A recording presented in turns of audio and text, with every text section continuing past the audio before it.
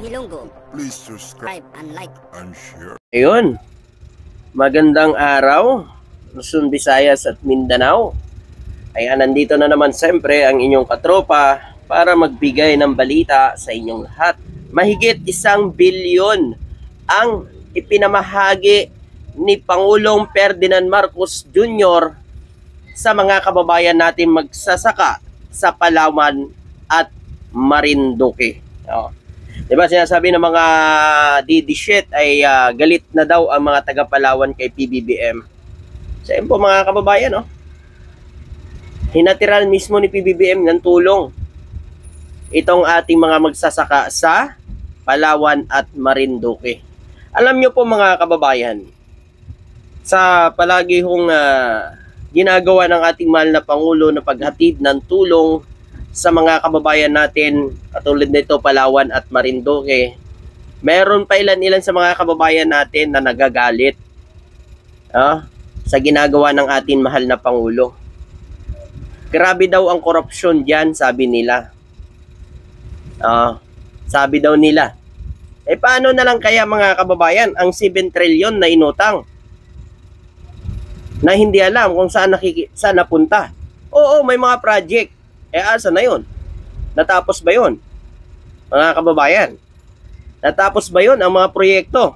Di ba, hinanapan pa ni PBBM ng paraan para matuloy lahat ng mga proyekto? Ano po bang natapos sa 7 trillion, mga kababayan? Yung Binondo Bridge? Yun po ba yun, mga kababayan? Yan yung sinasabi natin, mga kababayan, na kapag inggit ka, pikit ka na lang. Di ba? Ito nakikita nyo po kung saan dinadala ni PBBM ang pera ng Pilipinas. Ibinibigay niya sa mga nangangailangan ng tulong. Katulad niyan, yung Palawan, Marinduque, at hindi lang buong Pilipinas. Dahil alam naman natin, kung bulag ka, hindi mo nakikita. Buong Pilipinas po ay iniikot ng ating mahal na Pangulo at siya mismo bumababa siya doon para ibigay ang tulong sa mga kababayan nating magsasaka at mangingisda, single parent. Diba? Yun nga lang kasi mga kababayan, meron pa ilan-ilan sa mga alam naman natin, yung mga anti-Marcos, na wala iba namang alam yan, kundi bantayan na lang ang galaw ng ating mahal na Pangulo. Puti nga nakikita natin kung saan napupunta yung pera. Ang pera ng Pilipinas, kung saan napupunta. Nakikita nyo, binibigay sa ating mga magsasaka. Na talaga alam naman natin, na talagang itong ating mga magsasaka, na sila talaga ang need ng tulong, mga kababayan. Diba? Tulad yan, dinaanan sila ng El Nino. Ilang buwan sila hindi nakapagtanim ng kanilang mga pananim sa kanilang mga sinasaka. Tama lang, nabigyan sila ng tulong ng gobyerno, katulad ng ginagawa ng ating mahal na Pangulo. So, binibigyan nila ng ng maling pananaw. Yan daw ay pangangampanya na ni PBBM. Kalukuhan.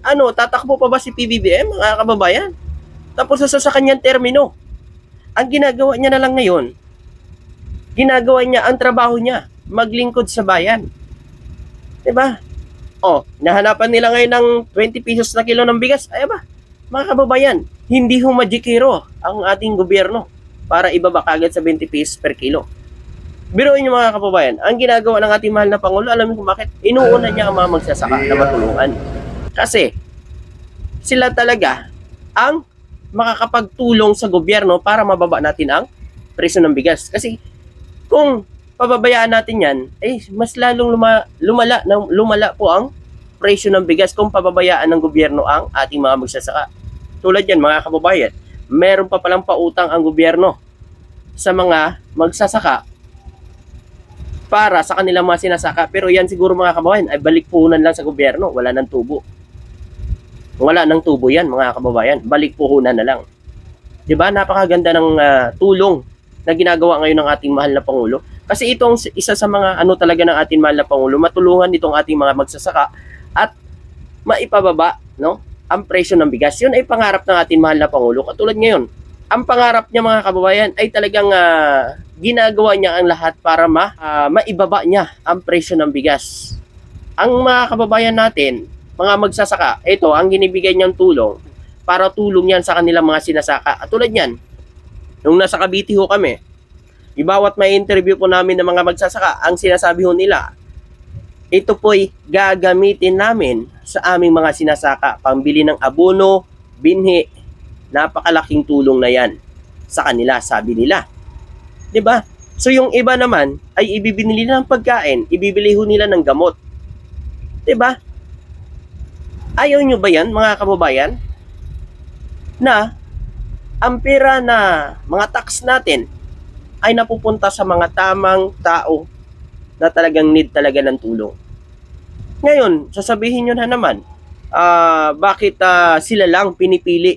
Wala hong pinipili ang gobyerno, mga kababayan.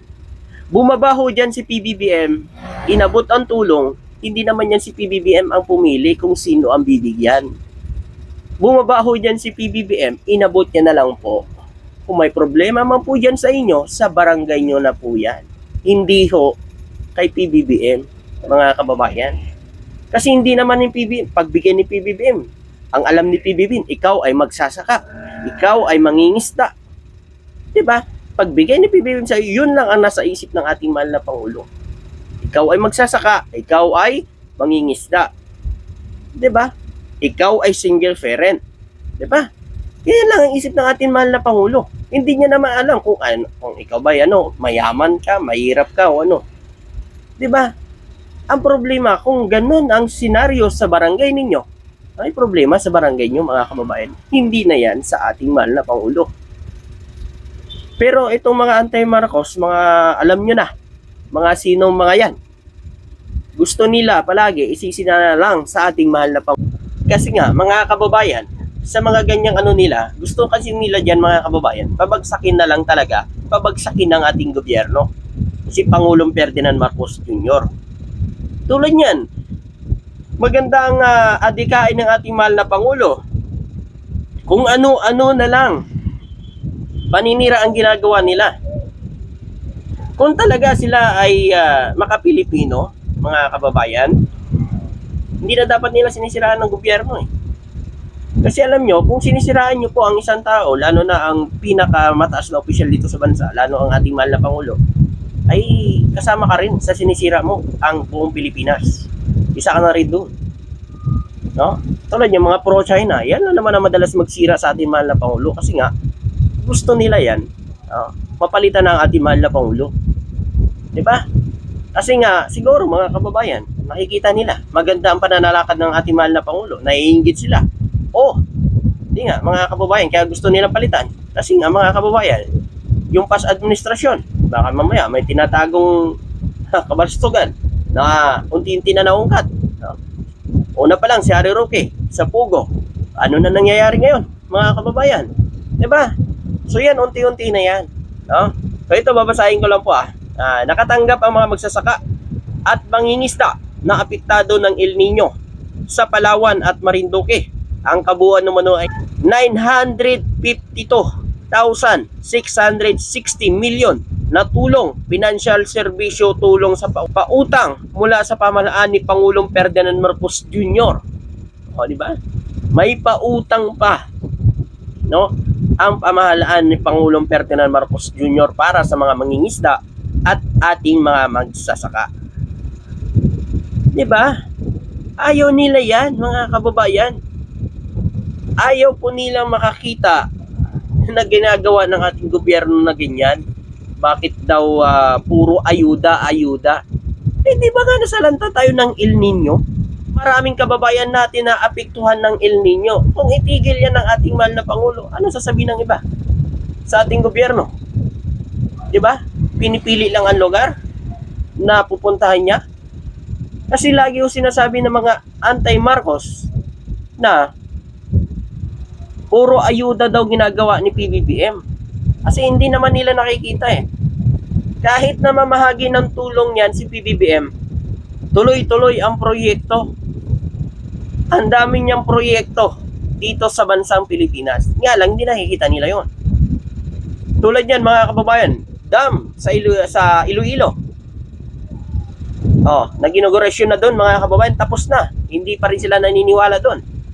At isa din yon, mga kababayan, sa mga tulong ng ating mahal na Pangulo sa mga magsasaka para tuloy-tuloy po ang kanilang pagtatanim ng palay. O, pag tuloy-tuloy po ang pagtatanim ng palay, eh hindi na ho tayo makakapos sa bigas dito sa bansa natin. O baka mamaya, ito na ang panahon na para maibaba ang presyo ng bigas dahil sa ginagawa ng ating mahal po. Ang dam kasi mga kababayan, kailangan talaga niyan na makapag-imbak tayo ng tubig. Katulad niyan mga kababayan, diba? Nadaanan tayo ng El Nino. Ilang buwan po sila hindi nakapagtanim. Hindi na nakapagtanim ang ating mga kababayan dahil sa sobrang init. Diba? Kaya ito, tulong to ng ating mahal na Pangulo sa mga nasalanta ng El Nino. Sa balit, mga kababayan, alam naman natin itong mga Tea Marcos, wala naman talaga yung nakikita, kundi puro kamalian ng gobyerno. So kayo po kababayan, ano po ang masasabi nyo at makukomento nyo? Hanggang dito na lang, maraming salamat at magandang araw po.